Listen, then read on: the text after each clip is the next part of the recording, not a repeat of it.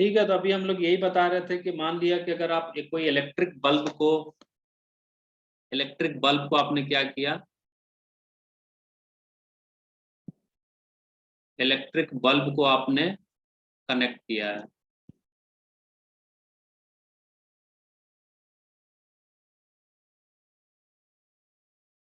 You connected an electric bulb, 100 what का था, 220 volt. इसको आपने सीरीज में कनेक्ट किया विथ हीटर।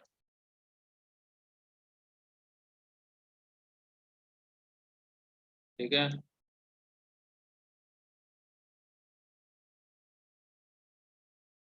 अब आपसे पूछा जा रहा है कि what is the power consumed by the heater.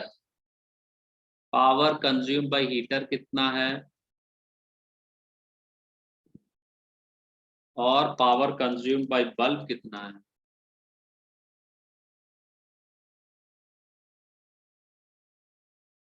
और सप्लाई वोल्टेज जो दिया है आपका 220 वोल्ट दिया है।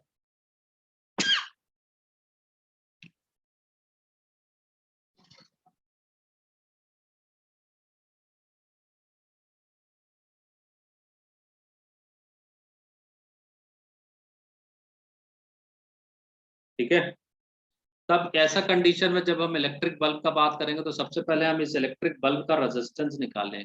ठीक है, तो रेजिस्टेंस ऑफ दिस बल्ब, तो फॉर्मूला मेरे पास तो था ही, V²/P। पुट कीजिए, निकाल लीजिए। अब V कितना है मेरा, 220 दिया हुआ है यहाँ पे देखिए, तो 220 इंटू 220/100,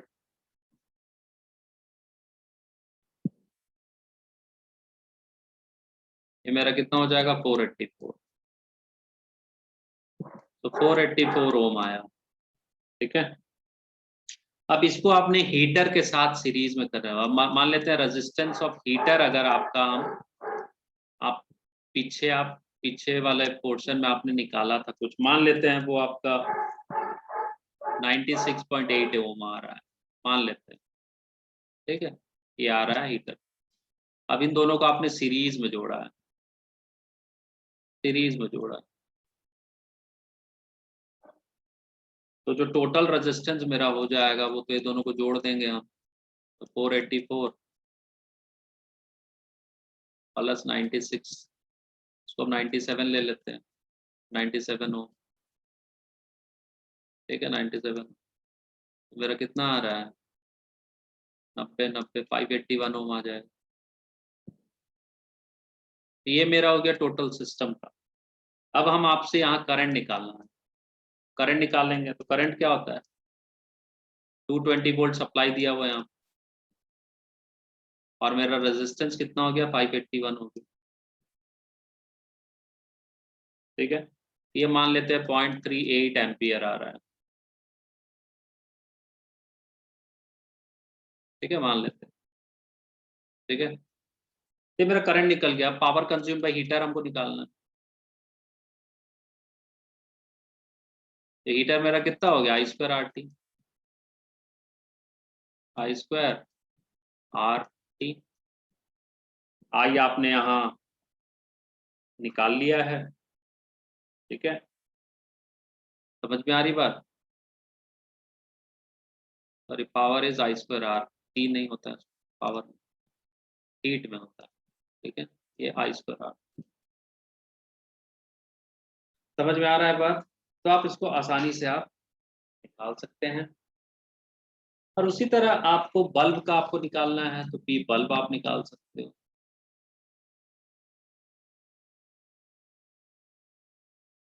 ठीक है, तो पी बल्ब आप निकाल सकते हैं, I², और बल्ब का रेजिस्टेंस कितना है, 484।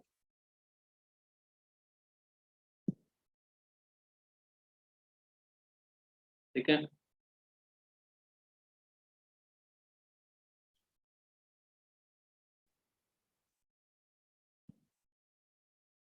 ये कितना हमने लिया था, 97 लिया था हीटर का, तो 97 मल्टीप्लाई। ठीक है, इस तरीके से हम क्वेश्चन निकालते हैं, सॉल्व कर।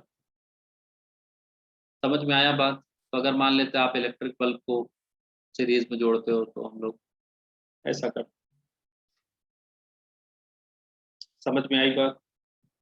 अब उसी तरह आपको क्वेश्चन पूछा जा सकता है सीबेक ईएमएफ निकालने। ठीक है, तो मान लेते हैं निकल कॉपर थर्मोकपल दिया है आपको, निकल कॉपर थर्मोकपल।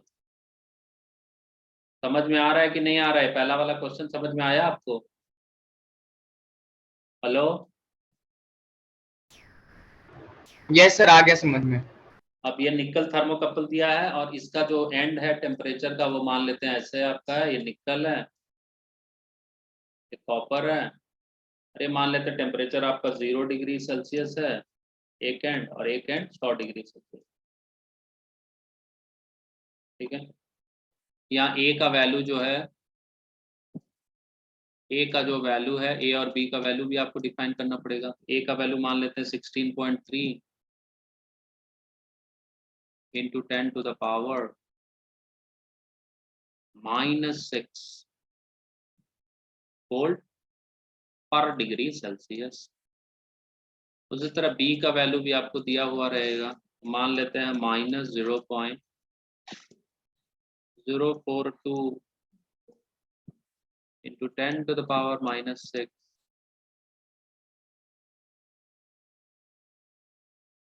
वोल्ट पर डिग्री सेल्सियस का स्क्वायर। ठीक है, अब यहाँ से आपसे पूछा जा रहा है कि कैलकुलेट द सीबेक ईएमएफ क्या होगा। सीबेक ईएमएफ कितना होगा? सीबेक ईएमएफ, ठीक है, तो सीबेक ईएमएफ का फॉर्मूला आपके पास पता ही है आपको। Seebeck EMF epsilon is equal to A theta plus half B theta square होता है।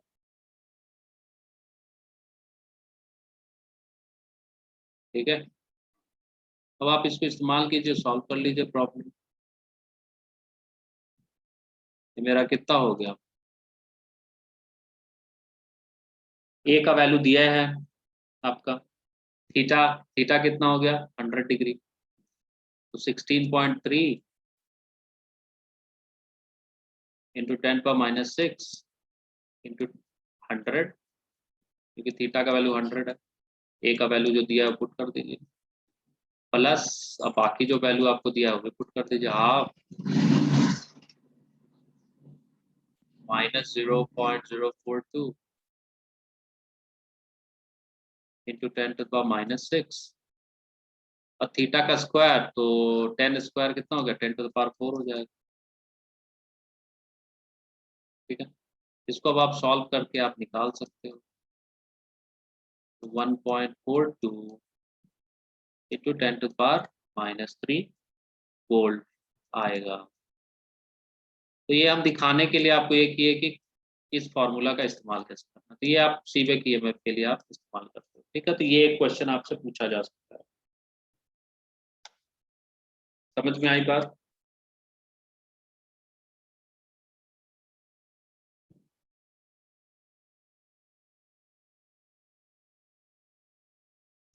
समझ में आ गया?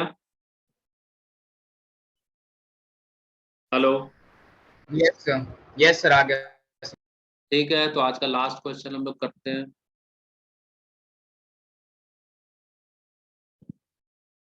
अब आपको बोल रहा है कि एक करंट जो है 1 एम्पियर करंट आप पास करा रहे हैं, तो I is equal to 1 ampere. ये करंट आप पास करा रहे हैं through a dilute solution of sulphuric acid. ठीक है, तो डाइल्यूट सल्फ्यूरिक एसिड में आप ये करंट पास करा रहे हैं, डाइल्यूट H2O।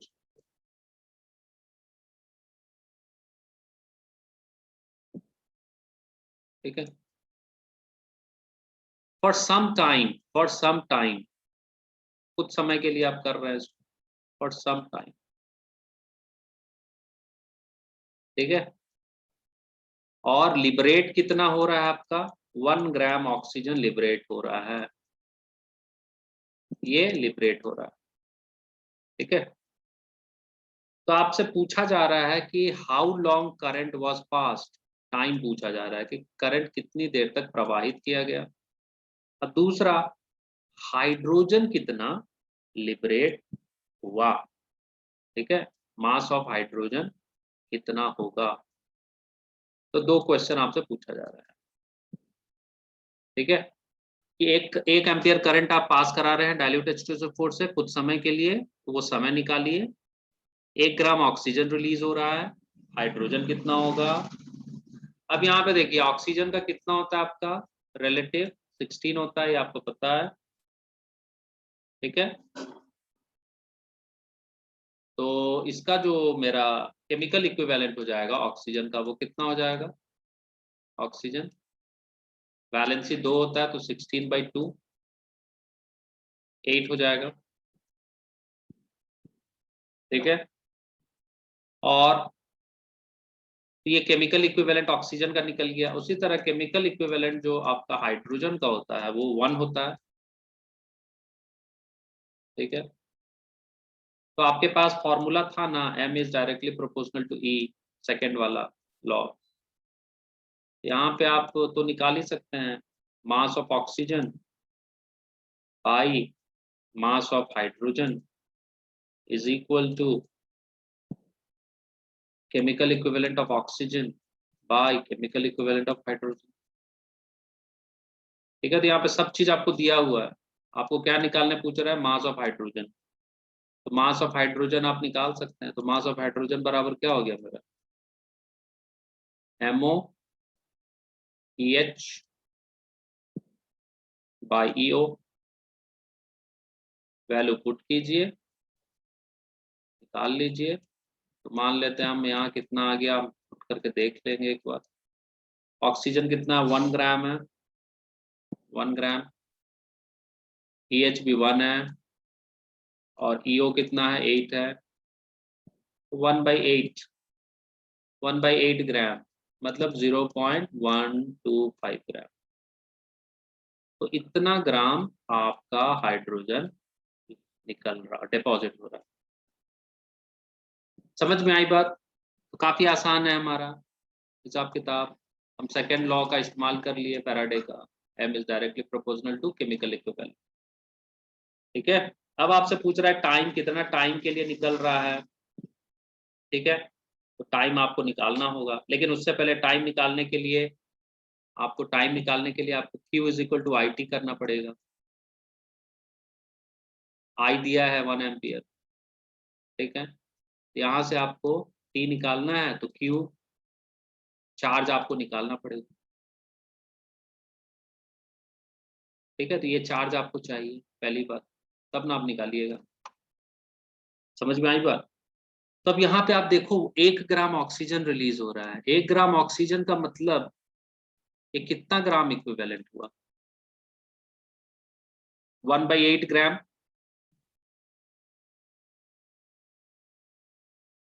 1/8 ग्राम इक्विवेलेंट, इसका मतलब यही हुआ ये।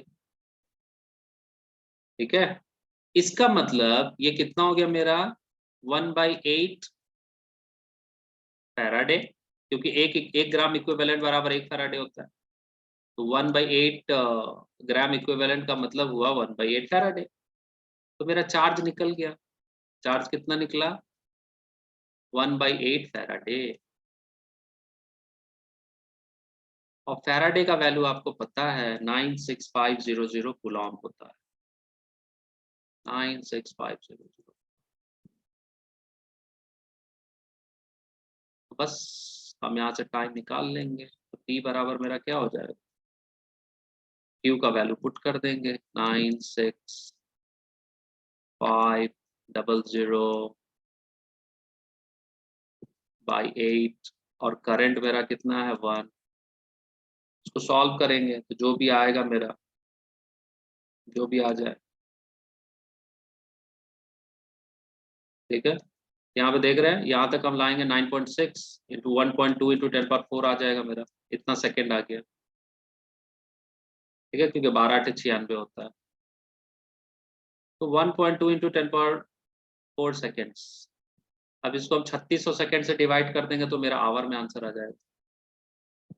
ठीक है, तो ये चूंकि 10,000 से ज़्यादा है, 3600 सेकंड से डिवाइड कर देंगे इसको, this answer will be in hour, 3 घंटे से ज़्यादा आएगा। ठीक है, इस तरीके से हम इसको m directly proportional to q, m directly proportional to e, q is equal to IT, और ये gram equivalent, 1 gram equivalent is equal to 1 Faraday, इस टाइप से हम कॉन्सेप्ट का इस्तेमाल करते हैं, हम ये प्रॉब्लम सॉल्व करते हैं। समझ में आया बात? हेलो हेलो, यस सर, समझ में आ गया। ठीक है, तो बस यही है, यहाँ से इसी टाइप का क्वेश्चन आपको मिलेगा। Thermal chemical effect of current, electrolysis, उसके बाद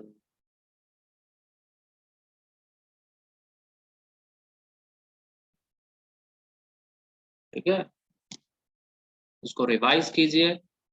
सीबेक इफेक्ट क्या होता है, पेल्टायर इफेक्ट क्या होता है, उसके बाद थॉमसन इफेक्ट क्या होता है, इलेक्ट्रोलाइसिस का दोनों law, m directly proportional to q, m directly proportional to e, q is equal to IT, उसके बाद ये Seebeck EMF epsilon is equal to a theta plus half b theta square. ठीक है, तो ये सबसे फिर ये न्यूट्रल टेम्परेचर, इन्वर्जन टेम्परेचर, बस यही, यहीं से क्वेश्चन पूछे जाते हैं। एक तो कोई क्वेश्चन यहाँ से आने ही आना है इस टॉपिक से।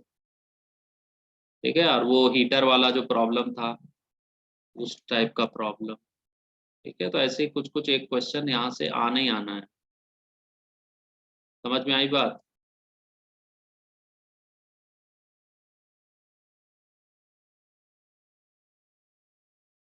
समझ में आ गया?